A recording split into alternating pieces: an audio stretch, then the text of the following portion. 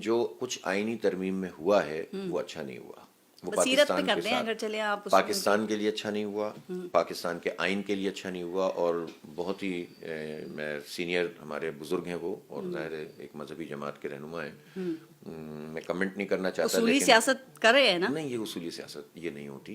اصولی سیاست تو یہ ہوتی کہ یہ کہتے کہ ترمیم ابھی چھوڑو، اور جو سینیورٹی کی بنیاد پر ایک اچھا کام ہو گیا ہے پاکستان میں اس کو کنٹینیو کرو، اور اس وقت یہ ساری چیزیں جو ہے وہ جانے دو، بعد میں ہم بیٹھ کر تمام چیزوں کو دیکھیں گے کہ عدالتی نظام میں اصلاحات کیا ہو سکتی ہیں۔ اس پوری آئینی ترمیم کے نتیجے میں پاکستان کے عوام کو انصاف ملنے کے راستے کون سے ہموار ہوئے ہیں؟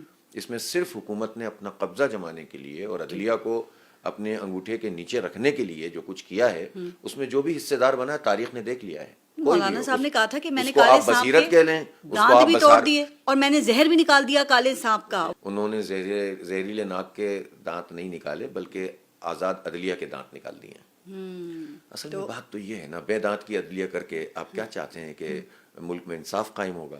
تو بہرحال ان کے پاس جواز ہوں گے موجود کہ اگر ہم یہ نہیں کرتے تو وہ یہ کر دیتے۔ میں یہ جانتا ہوں، میں کسی کی سیاست کی بات نہیں کرتا، ہر ایک کو حق حاصل ہے اپنی پارٹی اور اپنے موقف کو رکھنے کا۔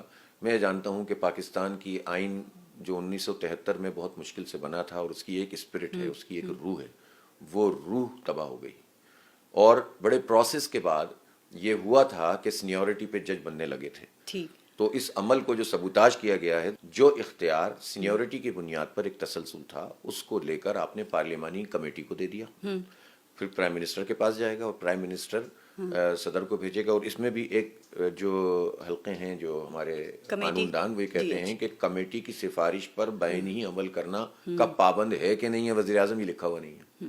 تو کبھی کبھی یہ بھی ہوگا پھر کہ کمیٹی کی ایک رائے آ بھی جائے گی، تب بھی وزیر اعظم اگر دوسری سفارش کرے تو پھر وہی اسی سپریم کورٹ میں جائے گا جس میں ججز لائن لگا کے بیٹھے ہوں گے کہ تو آتا ہے کہ میں آتا ہوں۔ تو آپ مجھے بتائیے کہ یہ کہ پاکستان کے ساتھ کیا ہو رہا ہے؟ یہ اچھا خاصا ایک سلسلہ موجود ہے، آپ اس کو اچھا اس کی انٹینشن کیا ہے آپ کے خیال میں؟ پرنسپل دنیا میں کہاں ہوتا ہے؟ اچھا مجھے دنیا کو بھائی پاکستان میں ہوتا ہے نا، آپ پاکستان کو پاکستان کے آئین کے ساتھ دیکھیے، تو یہاں پر بھی تو سیاست ہی ہو رہی ہے نا چیمبرز کی۔ یہاں پر اس پوائنٹ آف ٹائم میں جو رات کے 1 بجے کام شروع ہوا، 11 بجے شروع ہوا اور اس کے بعد جو ہے فجر تک چلا ہے، ایسی کیا جلدی تھی؟ اس آئین کو ایسا کیا ہو گیا تھا کہ جس کے نتیجے میں یہ پارلیمنٹ کو اس طرح سے لایا گیا تھا، اور بندوں کا انتظام بھی پورا تھا؟ اگر پی ٹی آئی کے توڑ کوششیں کی گورنمنٹ کہہ رہی ہے ہم نے اتفاق رائے پیدا کرنے ہے نا، کتنا زبردست اتفاق رائے تھا۔ اتفاق رائے پچھلے 1 مہینے سے ان کے پارلیمنٹیرینز گھر نہیں جا رہے تھے، وہ آف دا ریکارڈ چیخو پکار کر رہے تھے کہ بھائی ہمیں باندھ کے رکھا ہوا ہے، ایسا کیا ہے؟